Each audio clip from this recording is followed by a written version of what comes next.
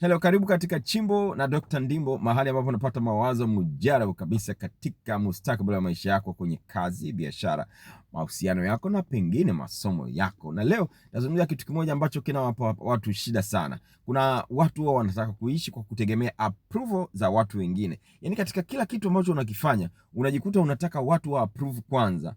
Alafu ndio ujue kumbe hiki kinafanyika katika kazi, wakati mwingine katika mahusiano, katika biashara, na maeneo mengine. Yaani unataka ukikifanya watu wa kushukuru, labda wasipokushukuru unakata tamaa, unarudi nyuma.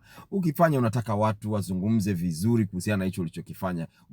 Wakizungumza vinginevyo inakuvuruga kabisa. Kwa hiyo kuna wakati unakosa hali ya kujiamini na kutaka kufanya maamuzi. Let me tell you something. Ninapozungumza kwamba hauhitaji approval ya watu wengine, lakini unahitaji wewe mwenyewe kuwa na uwezo wa kufanya maamuzi. Hii inakupa uwezo wa kujua kwamba wewe kwanza unajithamini, thamani yako. Lakini pili, unajiamini na unaamini mawazo yako. Tatu, una uwezo wa kuchukua hatua pasipo kufikiria pressure ya kutoka nje kwa watu wengine. Lakini nne, angalau unafahamu maisha yako yanahitaji mawazo yako na kufanya kile ambacho kinatokana na mawazo ulio nayo, ambayo yanatengeneza thamani ya maisha yako, au wakati mwingine hayo unayofanya yanabomoa thamani ya maisha yako.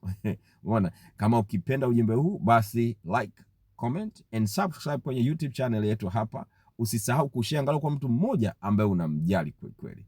Hili ndio Chimbo la Dr. Ndimbo. Tukutane kazini. See you at work.